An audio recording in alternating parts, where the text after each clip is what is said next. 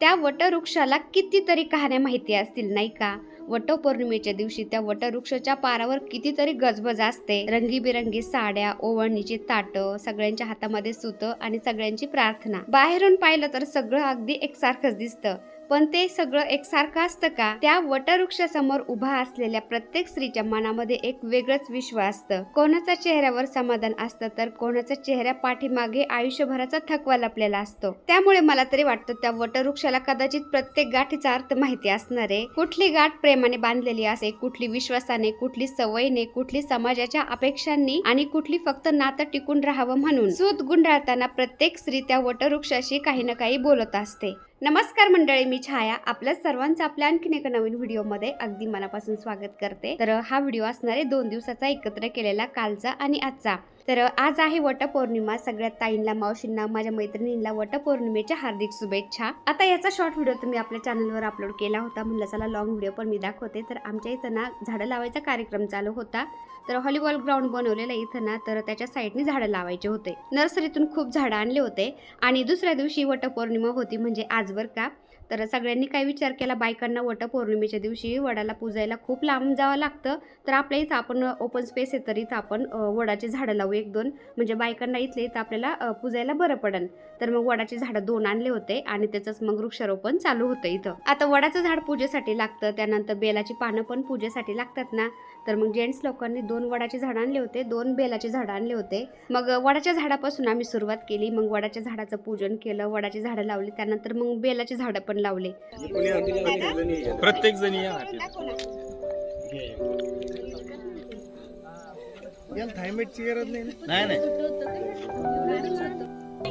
आणि तुम्ही बघू शकता ह्या वृक्षारोपणसाठी सगळ्यांनी खूप आनंदाने आणि उत्साहाने सहभाग घेतला होता.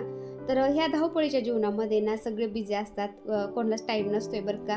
पण असं काही ना काही निमित्ताने एकत्र आलो की छान वाटतं नाही का. तर आता इथं ग्राउंड झालंय ना, इथं आता गणपतीमध्ये गणपती बसवायचा पण कार्यक्रम करणार आहेत म्हणले सगळे, म्हणजे त्या निमित्ताने पण सगळे एकत्र येतील.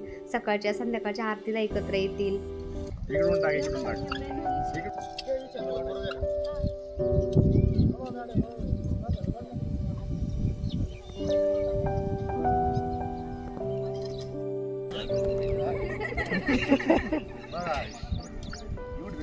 टेक्निक नाही चार झालेले सकाळी सकाळी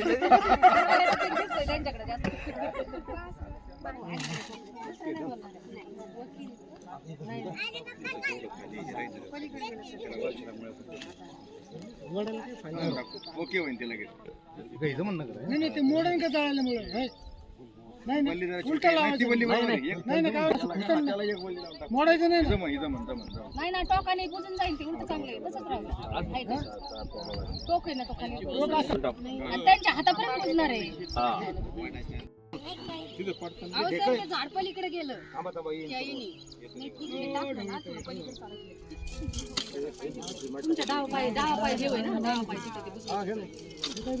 आता सगळ्यांनी तर एक एक झाड लावलं बरं का, पण एवढ्या मोठ्या ग्राउंडवर झाडं लावायचे म्हणल्यावर भरपूर झाडं आणलेले होते आणि एवढे सगळे झाडांचे खड्डे बुजवण्यासाठी खूप वेळ लागणार होता. आणि खड्डे काही छोटेले नव्हते, खूप मोठे होते ना. तर मग शेवटी JCB बोलवला आणि JCBने मग ते झाडं लावून खड्डे बुजवले. आता एकीकडे JCB खड्डे बुजवत होती झाडं लावून आणि दुसरीकडे मग हे जे ग्राउंडवर खेळायला येतात ना मुलं, आता या खड्ड्यामध्ये झाड लावून थोडीशी माती लोटत होते, म्हणजे झाड सेट करत होते आणि बाकीची माती मग JCB लोटत होती. आणि इथं सगळा एरिया साफ करण्यासाठी किंवा व्हॉलीबॉल ग्राउंडसाठी किंवा झाडांच्यासाठी सगळ्यांनी सहकार्य केलेलं आहे बरं का. फौजी साहेबांचे मित्रमंडळी, एक्समेन पण भरपूर आहे त्याच्यामध्ये.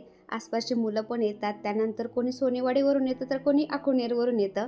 जास्त वर झाली गाडी थोडी खाली घालू, गाडी हा स्लो मोशन पण घ्या.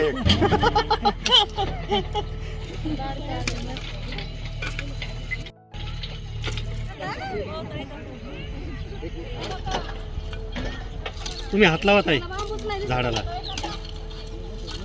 आपण काय मागेल म्हणतो, तू टेन्शन न घेऊ आजी, तू टेन्शन न घेऊ, आज करतो. बाकीचे जे मुलं खेळायला आले होते ना, त्यांनी पण सिंगल यांनी झाडं लावले. त्यानंतर आम्ही सगळ्या जोडे होतो ना, आम्ही जोड्यांनी पण मग एक एक झाड लावलं. म्हणजे पाहता हे भाऊ एकटे आले होते, ताई नव्हत्या आल्या. मग भाऊंनी पण एक झाड लावलं त्यांच्या मुलासोबत. त्यानंतर मावशींनी पण एक झाड लावलं. इथं असं कोणीच नाही राहिलं की त्यांनी झाड नाही लावलं, सगळ्यांनीच झाडं लावले. तर इथं आसपास ज्या ताई राहतात ना, म्हणजे त्यांचे मिस्टर कोणी आर्मीमध्ये, कोणी कामानिमित्त बाहेर गेलेलं, तरी पण त्या ताईंनी पण झाडं लावण्याच्या कार्यक्रमामध्ये सहभाग घेतला होता. मग कोणी दोघींनी मिळून झाड लावलं. आता झाडं लावून झाल्यानंतर आम्ही सगळे एकत्र आलो ना. दुसऱ्या दिवशी वटपौर्णिमा होती ना, मग सगळ्यांचा विचार झाला की आता वडाचे झाडं 2 लावलेत नाही तर मग आपण पूजन करण्यासाठी इथंच यायचं. आणि हा भैया आमचा ओळखीचा आहे बरं का, चहावाला. ग्रॅज्युएट चहाचं दुकान आहे त्याचं, GLP टावर मध्ये ना. मुलांनी सकाळ सकाळ जिमला जात असतो ना, येता येता आवर्जून या भैयाकडून आम्ही चहा घेऊन येत असतो. आणि फौजी साहेबांना पण गुळाचा चहा खूप आवडतो, तर ते म्हणत होते मी पण चहा घेतोय बरं का.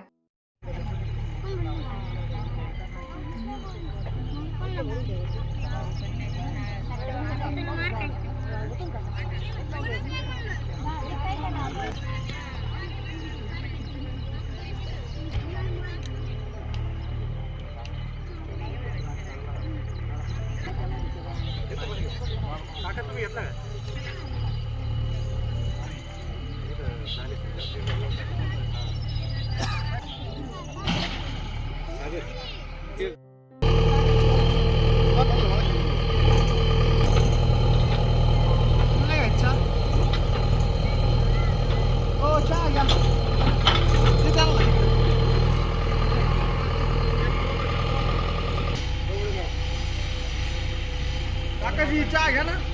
चहा करून आलो चालतंय ना.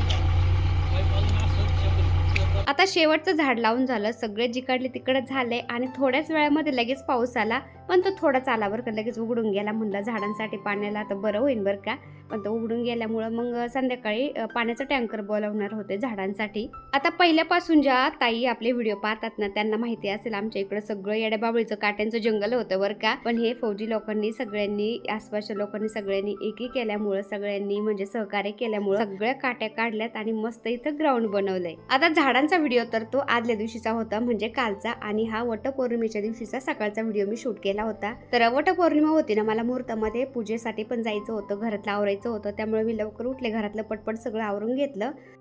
तर हे जास्वंदीचे फुलं तोडलेत आणि काल बाजारातून फुलं आणली होती, ते पण थोडेसे आहेत. तर आता बायका वडाची पूजा करायला येऊपर्यंत घरातली पूजा करून घेते. चला, दररोज लावले दादा.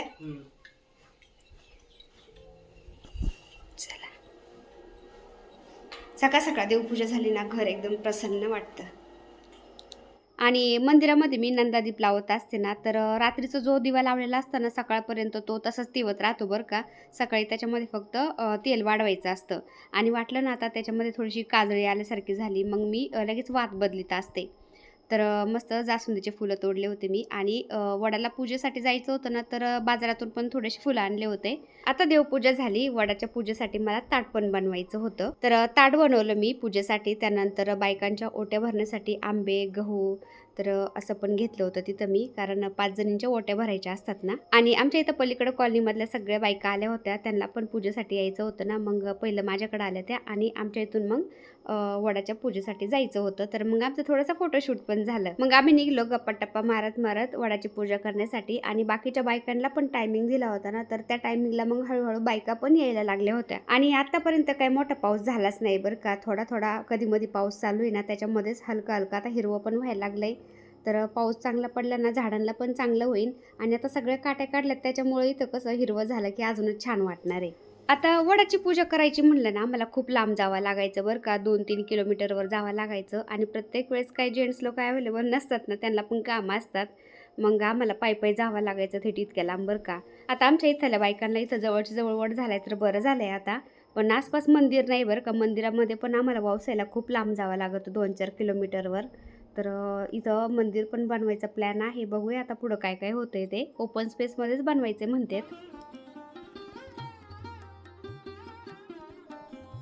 आणि आपल्या एक सबस्क्रायबर ताई यात अनघा कोबळ ताई म्हणून आहेत, तर त्यांनी मला पाठीमागं 2 साड्या पाठवल्या होत्या ना, त्यातलीच एक साडी आज मी घातली होती आणि सगळ्या ताई बोलल्या खूप छान दिसती साडी. थँक्यू ताई, तुम्ही मला इतक्या छान साड्या पाठवल्या, इतक्या प्रेमाने तुम्ही पाठवल्या होत्या. मग त्याची मी आज घडी मोडली बरं का साडीची. आज रात्री पाऊस येऊन गेला होता, त्याच्यामुळे ना थोडंसं सुकल्यासारखं झालं होतं, त्यामुळे निवांत आम्हाला ओट्या भरायला बसता आलं खाली. तर हळदी कुंकू झालं, सगळ्यांनी एकमेकीच्या ओट्या भरल्या, निवांत झालं सगळं, खूप छान वाटलं. तर चला आजचा छोटासा व्हिडिओ मी ते सेंड करते आता बरं का. व्हिडिओ आवडला असेल तर एक लाईक नक्की करत जाता येईल. चॅनलवर नवीन असेल तर प्लीज आपल्या चॅनलला सबस्क्राईब पण करा. चला तर भेटूया पुन्हा अशाच एका छानशा व्हिडिओ बरोबर. तोपर्यंत बाय. व्हिडिओ पूर्ण पाहिला त्यासाठी मनापासून आभारी सर्वांची. सर्वांना श्री स्वामी समर्थ.